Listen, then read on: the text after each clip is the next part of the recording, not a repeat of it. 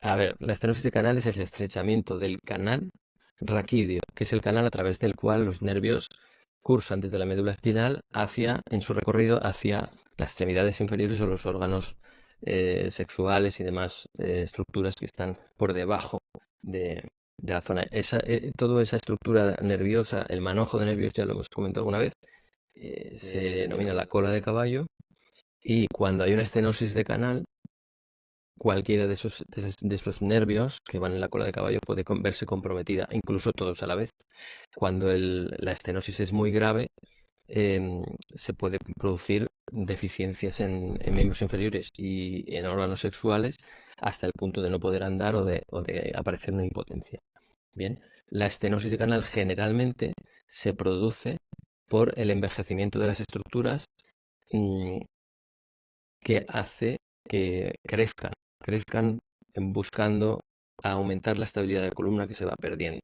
Eh, Especialmente son graves los casos en los que, por una inestabilidad previa de alguno de los discos, el cuerpo busca mm, aumentar esa estabilidad y hace crecer las articulaciones y los ligamentos, que son estructuras que dan estabilidad. Entonces, cuando crecen estos ligamentos y se hacen más grandes las articulaciones, ese crecimiento ocupa el espacio que ocupaban los nervios.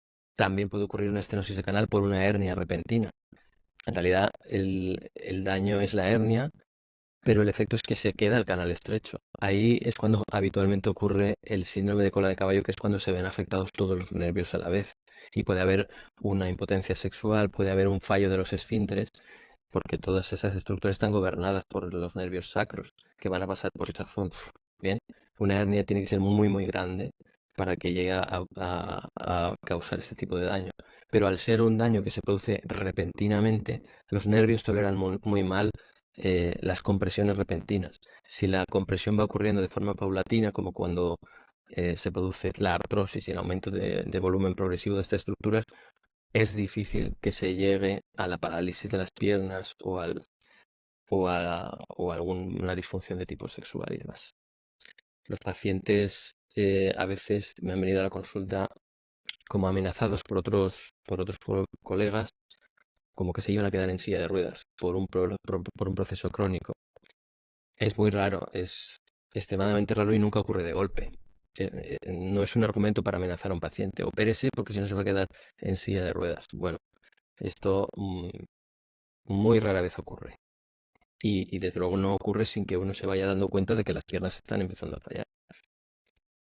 En cambio, con una hernia masiva sí puede ocurrir algo así. Pero bueno, también tendría una solución más o menos rápida, o hay que ponerle solución rápida porque el daño agudo, si no lo resolvemos en poco tiempo, sí que puede dejar una secuela crónica. Muy urgente. Con síndrome de cola hay que resolverlo en 24 horas, si es posible, y si es posible antes todavía.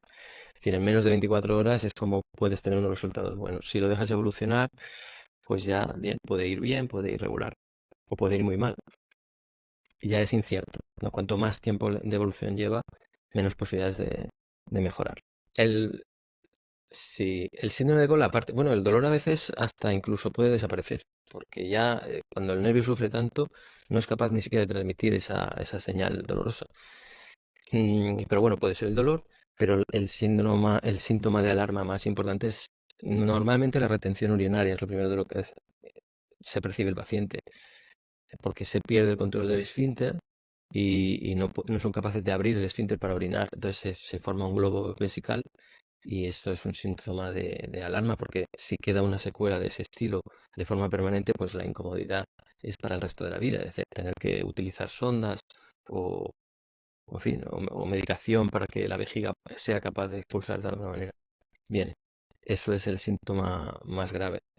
Porque la impotencia sexual, pues bueno, en el contexto del dolor y de un cuadro más serio, pues a lo mejor uno no se da cuenta hasta que ya ha pasado más tiempo, ¿no? En cambio, el problema urinario, pues uno no se da cuenta rápido. Bien, el tratamiento de la estenosis, dependiendo de si es agudo, una estenosis aguda por una hernia discal masiva o es una estenosis crónica, pues habría que orientarlo de forma diferente. En un caso agudo, la cirugía, siempre que sea sintomático, la cirugía es la forma de liberar el problema y terminar, ¿verdad? Ya depende si había un contexto previo de dolor lumbar, pues a lo mejor ya directamente hay que plantear una cirugía con estabilización, con implantes como para hacer una fusión. Y si no lo había, si no había absolutamente ningún síntoma de dolor lumbar previo y el problema es una compresión directa, bueno, pues a lo mejor es suficiente con hacer una descompresión, eliminando el fragmento extruido de la hernia y bueno, y si más adelante pues hay problemas, pues ya se resolverán. Pero la urgencia es resolver la compresión neural. Eso en los casos de estenosis aguda. En la estenosis crónica, cuando llega un paciente con estenosis crónica, el paciente ya tenía la estenosis crónica antes de tener los síntomas. Por lo tanto, muchas veces esos síntomas pueden ser, si son de reciente aparición, pueden ocurrir exclusivamente por irritación de las estructuras neurales. Que el paciente haya hecho algún esfuerzo, no sé, en cualquier contexto, haya provocado la irritación de los nervios con su estenosis previamente existente. Bueno, pues ahí se puede intentar, por ejemplo, hacer algún tipo de infiltración o de bloqueo epidural para ver si con un efecto antiinflamatorio directo sobre los nervios el síntoma desaparece. Y a lo mejor no vuelve a aparecer hasta dentro de meses o incluso años, porque la estenosis ya estaba ahí. Entonces, puede que si la causa es puramente irritativa, tú la resuelvas por una mera infiltración. En cambio, si los síntomas ya llevan muchos meses acumulados y demás, pues normalmente puedes intentar la infiltración. Y lo que va a hacer la infiltración es darte también una información de cuál es la gravedad del síndrome. Es decir, cuando una infiltración tiene un efecto prolongado, pues bien, puedes llegar a la conclusión de que el problema ha sido irritativo y que puedes seguir esperando y no ser agresivo en el tratamiento. Pero si el efecto de una infiltración de prueba, por ejemplo, es lo que se llaman infiltraciones diagnósticas, es corto, si ese efecto es corto, bueno, pues te está dando la información de que el problema es más grave y depende mucho más de la compresión que de la inflamación. Si el problema depende más de la compresión, es que ya hemos llegado a los límites y ahí lo que hay que pensar es en descomprimir quirúrgicamente la zona que está estrecha. Ahí, bueno, pues ya la modalidad de cirugía que se elija, pues también dependerá de las condiciones del paciente, si había una inestabilidad previa o no.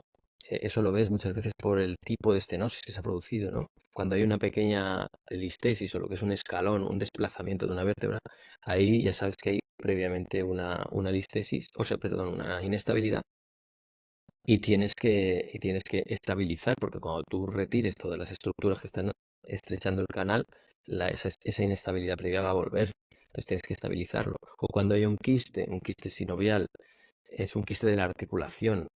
Eso siempre y patognomónicamente es un signo de inestabilidad previa. Si tú retiras el quiste, que es la causa de la compresión, tienes que añadir una fusión de alguna manera o estabilizar el cemento de alguna manera porque si no sabes que eso va a ir a peor después. A veces es suficiente con hacer un fresado, que es lo que hablábamos que a lo mejor los robots podrían llegar a hacer en algún momento, hacer un fresado del hueso que ha crecido o de una parte de ese hueso, luego retirar el ligamento y con eso sería suficiente. Hay también estenosis que se producen por una acumulación de grasa epidural. Estas muchas veces están infradiagnosticadas, sobre todo cuando se utiliza TAC, escáner con rayos X. ¿Por qué? Porque no distingue, no diferencia lo que es grasa de lo que es, a no ser que inyectes un contraste, cosa que ya no se hace desde hace muchos años. Los mielotacs de forma rutinaria no se utilizan. Eso sí te permitía distinguir la grasa del líquido cefalorraquídeo.